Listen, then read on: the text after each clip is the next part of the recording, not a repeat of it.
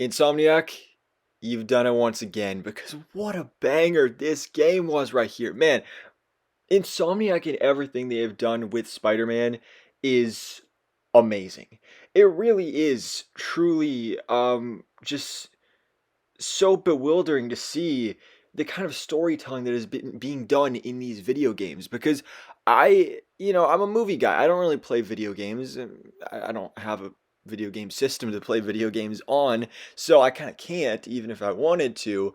But I did play a little bit of the first Spider-Man game on my friend's PlayStation, and like I liked it and everything, but I definitely found myself getting bored with the fighting and the actual gameplay, and I just wanted to get back to the story. So that's why me in this position um did not wait to be able to play the game, and I just watched the cutscenes on YouTube as a movie, which was honestly amazing. I did that for all three games. Like I said, I played some of the first game, but I just got to the point where it's like, I just want to focus on the story, so I'm just going to watch it as a movie. So I watched Marvel Spider-Man. The next night, I watched Marvel Spider-Man Miles Morales, and then I watched Marvel Spider-Man 2.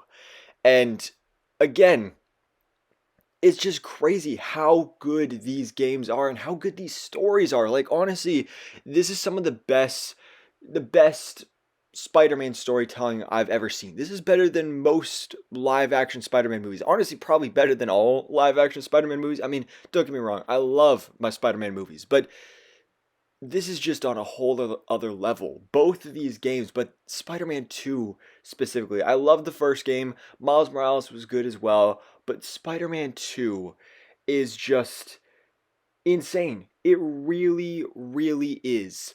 Um, and again, it's weird because this great storytelling is coming from a video game where the whole point is to play a game and fight bad guys and do all these quests and missions and everything, but at the heart is a really, really good story. Like it really pulls at your emotional heartstrings, gets you attached to these characters, and you really care about what happens here.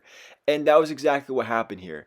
Um, I watched Marvel Spider-Man 2 and there were so many times throughout watching this where I just said, "Oh my god, I loved it. This is some of the best Spider-Man content I have ever seen before." And obviously, going into this, we knew it was gonna be good because the first game was so good.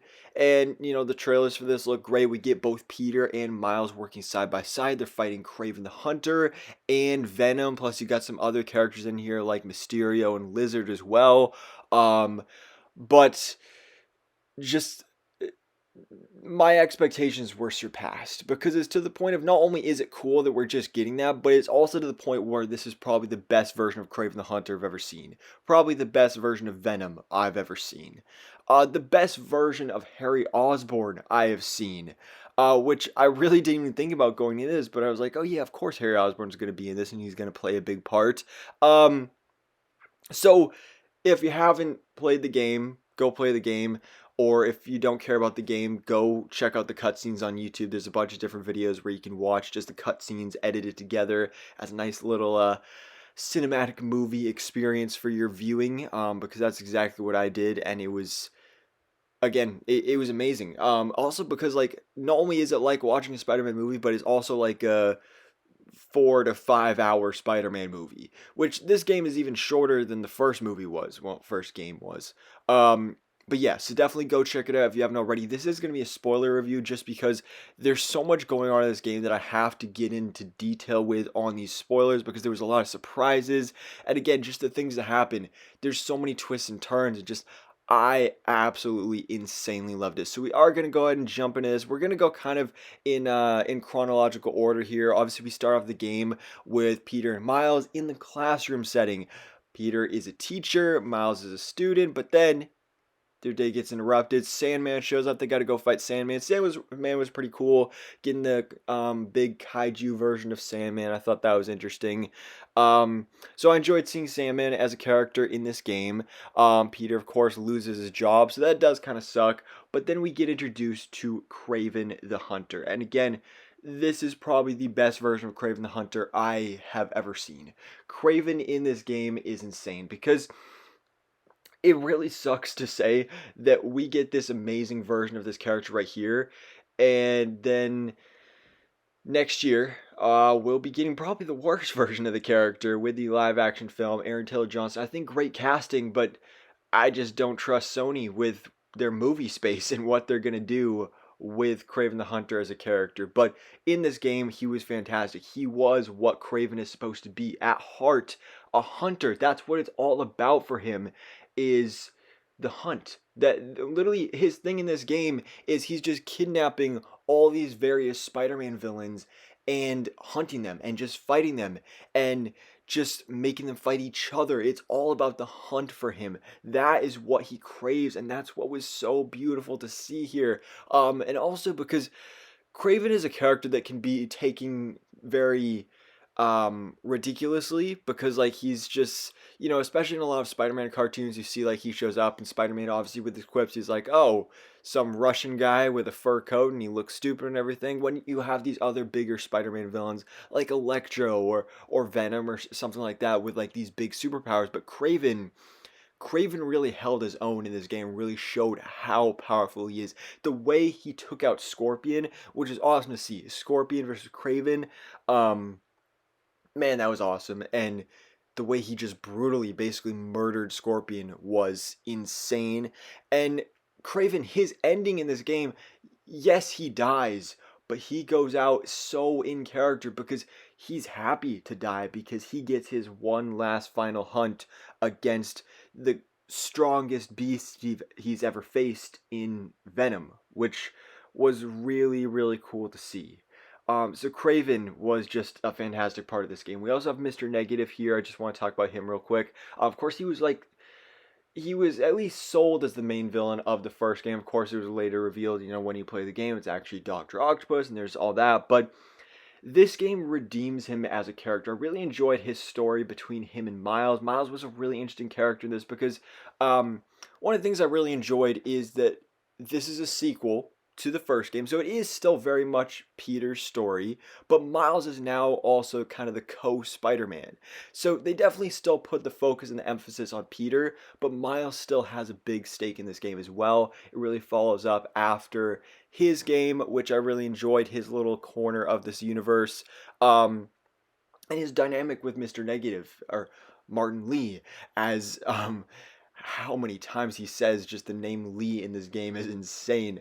But obviously Lee is the one that killed Miles' father in the first game, so there's some turmoil there. He's not a big fan of Lee, and so he has to. I really enjoyed the ending of these two characters in this game because he even says like he can't bring himself to forgive Lee, but he does realize that he has to stop hating him. So I really enjoyed that. That was really great to see. I love that dynamic, the way that story went throughout here. Another villain that was in here, Lizard, he was pretty cool. Especially the backstory with we got to see how Kirk Connors lost his arm was insane and really, really brutal. Mysterio's in here too. Mysterio surprisingly was probably one of my least favorite parts of this game because Mysterio is like one of my Mysterio is my favorite Spider-Man villain, but in this game I didn't really care for him. He was a very small part and he was just I didn't like how it was done, really. Let's see, what else can we talk about? Shall we just go ahead and talk about the symbiote, because the symbiote is the main driving factor of this game right here, and it all starts with the relationship between Peter and Harry, because Harry is reintroduced here. We find out that he has some sort of sickness, but he is now suddenly been cured, as we see the beginning of the game, obviously following up after the post-credit scenes of both the first game and the Miles Morales game. Harry has been given the Venom symbiote, and this has supposedly cured him. So he shows up here, and I love how when we first jump in, we just dive headfirst into this friendship, this long-lasting, rich history between Peter and Harry, and I love the flashbacks there between those two when they're back in high school. That was great to see. Honestly, I would love just a whole entire prequel game of just Peter in his high school years. That would be awesome to see. But I love those flashbacks. I love this relationship between Peter and Harry. So then when you get that reveal to Peter that Harry has a symbiote and he has these quote superpowers, I guess you could say, um, that's really interesting to see how it plays out. And then when Harry shows up in the Agent Venom suit, that was a big surprise for me, but I absolutely love seeing that. That was so cool. What a great reference to the comics. But then, of course, eventually, it's just played out so well in this story with the way that the symbiote goes from Harry to Peter. Peter dies and then is basically resurrected by the symbiote, and then we get some full-on Bully Maguire action, which was great to see. And I will say, of course, like I said, I watched the cutscenes. I haven't really watched too much gameplay. But what I would recommend if you want to go check out some gameplay, I do recommend checking out 3C Films because just I know for a fact it's going to be entertaining. I watched kind of his recap video of like the best moments from his videos that he did of his gameplay, and just like Chris is a hilarious guy. I love him, and him including the sound bites from the Raimi trilogy and having Peter with the symbiote in this game, and then just having those sound effects of I'm gonna put some dirt in your eye, or oh look, it's little Goblin Jr. I missed the part. Well, that's my problem. Just that just added to the whole experience. So again, if you want to check out some good gameplay, I highly recommend checking out 3C Films. Also, just great channel overall. I love Chris. He's a great guy. Don't know him personally, but I mean, I would love to be his friend. I mean, he's a cool guy. But he probably has no idea who I am. But I like him. I'm a fan. So anyway, yeah, we get Peter as a symbiote, and Yuri Lowenthal, of course, who does the voice of Peter in this game, he talked about how hard it was for him as such a hardcore fan of Peter Parker and Spider-Man to do all these dark things as Peter. Like there's some like really aggressive moments with this character, which I really love because that's what the symbiote does. It taps into those darker natures. So to have those put kind of on full display here was really awesome to see. And then of course we do get the the symbiote is taken off of him. We get that final battle between him and Kraven the Hunter. Kraven the Hunter is murdered by Venom because Harry gets the symbiote back. He starts to get that little darkness inside him, and then that symbiote gets on him, and it just goes to a whole other level.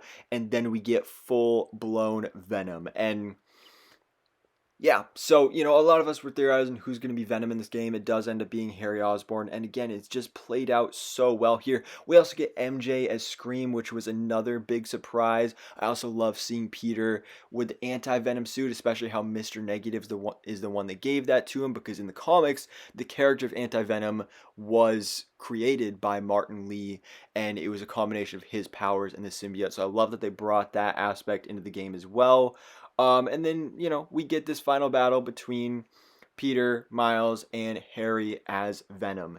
And man, Venom is just so cool in this game. Such a comics accurate design. I kept looking at this design and I was like, man, it really looks like the movie version of Venom. Of course, Tom Hardy Venom, but with the spider logo. So, of course, even more comics accurate. I loved the Venom wings. That was so awesome. That was really cool to see. And just Tony Todd as Venom, man, the MVP of this game. I want to see all the voice acting across the board, but particularly Yuri as Peter, Najee as Miles, and especially Tony Todd as Venom. And even Tom Hardy himself just went on Instagram and basically kind of did a shout out to Tony Todd and called him a legend for this game, and it totally deservedly so, because man, this voice is insane. And just again, the hulking presence of Venom in this game was so cool, and the story. And I also love how I assume that obviously kind of the smaller villains that Peter and Miles were gonna be fighting would just be like symbiotes. But I love that they were different colors because that's also kind of an homage to the comics where, of course, there's different colored symbiotes. There's other ones like Phage and Lasher, and all that different stuff. So I really enjoyed that aspect as well. And then in the end, we get our defeat. Venom is defeated. And Harry, at first, I thought he was going to like stay dead, but then Miles resurrects him. And we get our ending with, of course, some big setup for Spider-Man 3, which Marvel Spider-Man 3 has not been officially confirmed or anything, but I think it's pretty safe to say that it's going to happen. We have our post-credit scene with, of course, Norman Osborn. Norman Osborn is freaking out over Spider-Man, which at first I was super confused about because like this whole game, Norman is a very interesting character. It's a very different take on the character in these games because in this version, he actually cares about his son. In pretty much every other adaptation of Norman Osborn, he does not care about his son. He sees Peter as more of a son than he does Harry. So in this game, he actually loves his son Harry, but that translate. He's still not a great father, and that of course translates to at the end of this game blaming Spider-Man for now his son basically being in a coma. It looks like, and so he calls in for the G serum, and I think we can all assume what the G serum is. The Goblin serum. Green Goblin is coming, ladies and gentlemen, boys and girls. That's so exciting. What a perfect way to end out this trilogy of games. And when we get this post-credit scene between him and Otto Octavius, Otto even mentions the final chapter. So we're getting the final chapter, Marvel Spider-Man 3, Green Goblin, possibly, it seems like Otto is coming back, maybe a new version of the Sinister Six. Obviously, we'll have a new roster going on there. Scorpion's dead. We'll see who else ends up coming back, what other new characters are added. I love to see Shocker come back. I really love his design in these games. Yeah,